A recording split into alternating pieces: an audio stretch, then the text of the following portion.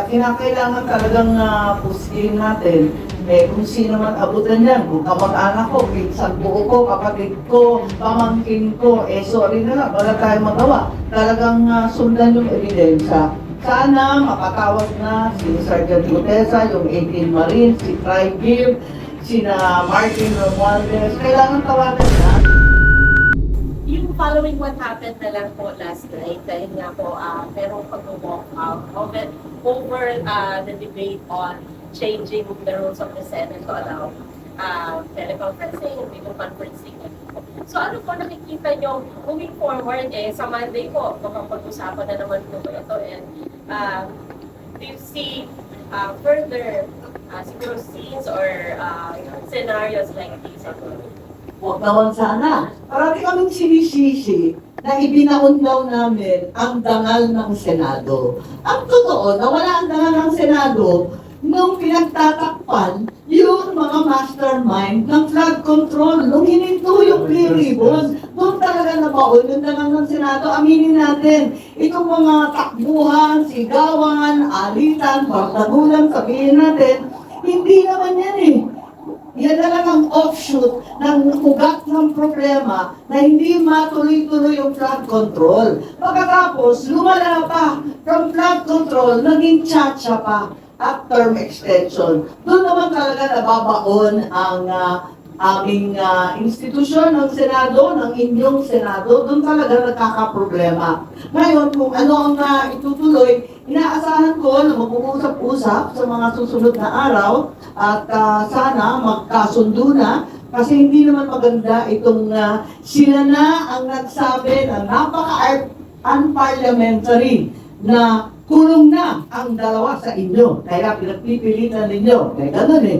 Hindi ba unparliamentary at offensive naman yun? Ikalawa, sila ba yung nag-walk out? Sila ba ang may tapang mag-walk out? Tama ba yun? Kaya eto nga, sana magkasundo na yung dalawang panig. Titiisin na namin sila. Titiisin na rin nila kami. Pero wag naman ganun. Pag sila, pwede. Pag kami, hindi pwede. Hindi naman tama yung ganun.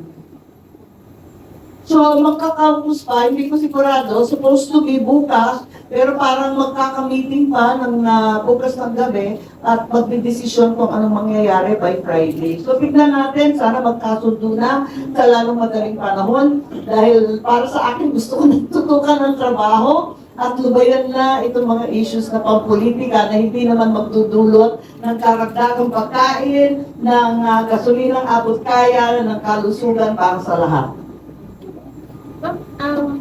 Follow up lang, do you see, anything happening between now and Monday that could change siguro yung conditions ng pag pinag-usapan yung muli ko sa Monday? Ako yung si Hope Springs Eternal.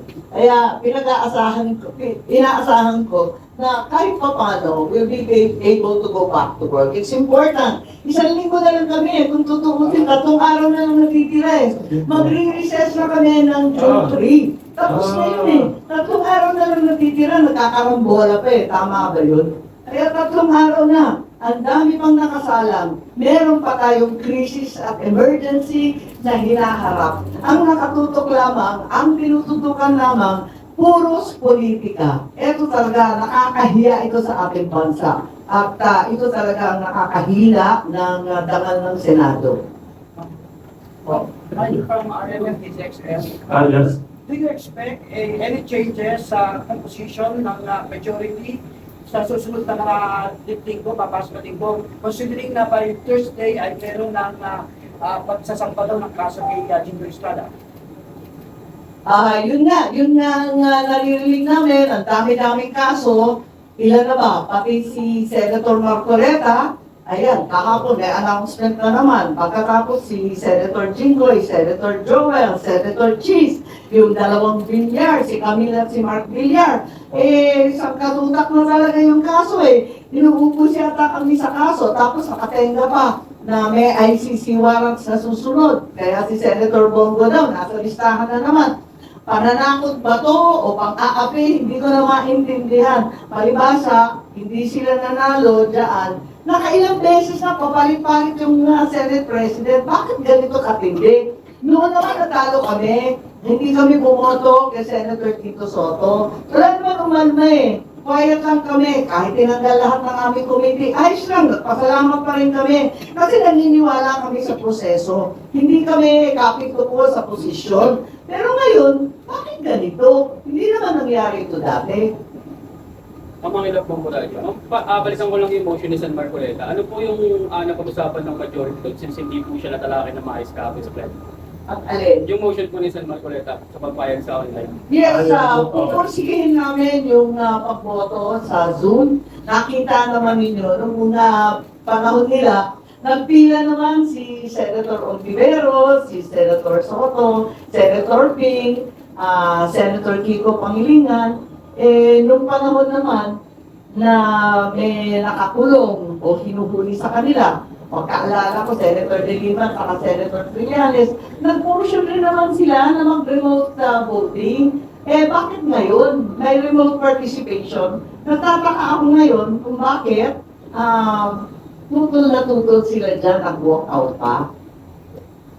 Meron naman silang pinagpa-file noon, andito nga, nakita ko, kaya ako nagtataka. Ito, may mga resolution 658, andyan, ang dami, resolution 51, may mga resolution sila nung dati tungkol sa remote participation. Bakit ngayon tutol na tutol? Di ba dapat patas?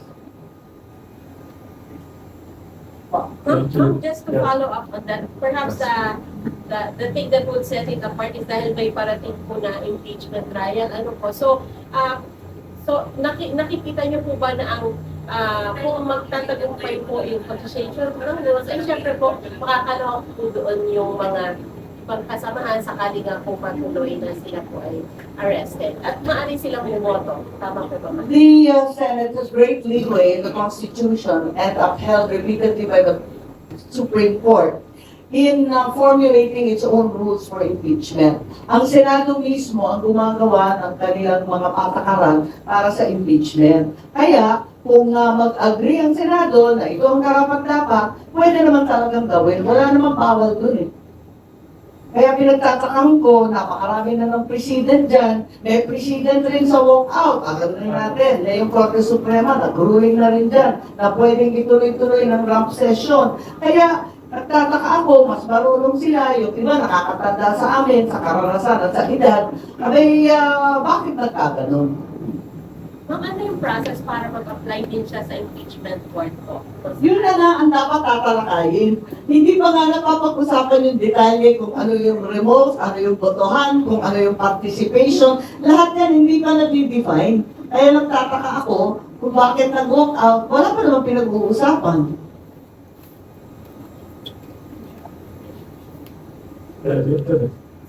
Wala na, uwi tayo sa walk out.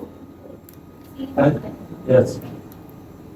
Senator, ano pong reaction nyo na diversionary tactic lang daw po yung allegation nyo na no election sa 2020? Sino ba nag-a-allege nun? Kasi narinig naman ninyo ang nangyari. Galit na galit sila, sabi nila, unparliamentary. Pero sa unang dulo, inamin nila na pinag-usapan talaga.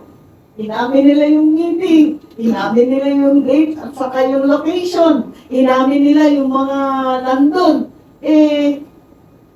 Ano ngayon ang sasabihin na invento ko? Inamin nila eh. At narinig ko na yan nung pa sa mga congressman, narinig ko rin sa ating mga iba't ibang opisyal sa administrasyon, hindi siya bago.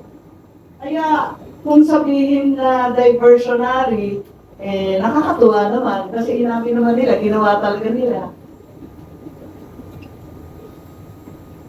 Si RD, ng Manila Times, baka may Yes po. feel free to ask any question. Yes. Senator, Ang totoo yung sa impeachment, Yes. nung nagkaroon nga ng paglusot ng Senado noong May 13, naghihintay nga kami dun eh. Nag-aantay kami. Hindi nga diversionary. Nakatutok kaming lahat doon. Nagkakautos kami. Pinag-uusapan kung anong gagawin sa impeachment para maging transparent, paliwanag, mabilis, maayos. At inabangan nga namin yung articles of impeachment. Kaya late kami, alas 7 na, nandun pa kami, nagtatambay kami, paano, inaantay namin at sinisigurado na matanggap ng maayos yung articles of impeachment ng Senado. Kaya nandun kami eh. Wala kaming balak talagang upuan, yung sinasabi na pagtatakpan. Nag-aantay nga kami, tinatanong ko nga, bakit hindi dumating noong May 11? Bakit May 13 pa? Dalian na ninyo para walang masabi ang tao. At gustong-gusto na namin talakayin yan. So, meron na tayong provisional schedule for the impeachment, for the submission of the answers of the respondents. Tapos yung presentation ng prosecutors, may pre-trial conferences hanggang June 15 at nakatakda na yung trial mismo ay mag-uumpisa ng July 6. So medyo maayos yun, sana hindi ganong mahaba, pero yun nga, apat kasi ang articles of impeachment, kung maalala ninyo, yung kay Justice Corona, iisa lang yung article of impeachment at nagtagal ng lampas 3 buwan. So, eto nga, inaasahan namin na mabigyan ng pansin to at sinasabi nga namin na kailangan kahit may trial ongoing, pag nag-umpisa yung Senate, magbubukas rin ang sesyon. So, morning and afternoon, todo tutok tayo dyan. Senator, maraming nagtatanong dito, with a more independent Senate leadership now, tuloy na ba talaga ang flood control investigation? Kasi maraming galit na galit sa flood control. Sabi, 1 trillion ba ang nabuhos kan sa walang nangyaring flood control? Sa tingin niya, tutuloy talaga yan? Yes, inaasahan ko na yan talaga ay tututukan. Pagkat hindi matapos-tapos yung topic na yan at hanggang ngayon, wala pa rin mga mastermind na nahuhuli. Hindi naman tama siguro yon. Kaya kinakailangan talagang pusihin natin kung sino man abutan yan. Kung kamag-anak ko, pinsan buo ko, kapatid ko, pamangkin ko, sorry na lang, wala tayong magawa. Talagang sundan yung ebidensya. Sana makatawag na si Sergeant Gutesa, yung 18 Marines, si Clyde Gibb, sina Martin Romualdez. Kailangan tawagan na makapagsalita sila para sa kanila rin yun, para may pagtanggol nila yung sarili nila kung sakasakali. At eto nga, yun ang gusto namin talaga mangyari. Pero ang problema kasi, first time yata ito, nagarapalan ang pakikialam ng ehekutibo sa legislative. Kung babalikan natin yung aral natin sa social studies, maliliit pa tayo, elementary pa lang tayo, 3 separate, distinct and independent branches of government that remain co-equal. Yun ang turo sa atin eh. Ano nangyari dito? Pinapakialaman kung sino-sino, pati yung justice, pinapakialaman rin at sinisita pag hindi gusto yung hatol. Nagiging labo-labo na ito eh. Hindi pwede yung ganyan. Kailangan respetuhin natin yung salitang batas. Kung hindi kandidato ng ehekutibo ang nanalo bilang Senate President, titiisin natin, pakisama tayo, ganyan talaga. Ganyan talaga. At huwag naman pakialaman yung ating justice na hinuyurakan na sa pagkilala ng ICC. Yan ang problema. Para namang sinabi na failed state, inamin na natin, hindi natin kaya mamuno sa sariling bansa. Ano ba naman yun? Meron pa namang mga korte sa Pilipinas, kompleto pa naman ang mga abogadong magagaling, at maayos naman ang pagsunod sa batas kung bibigyan lang ng pagkakataon.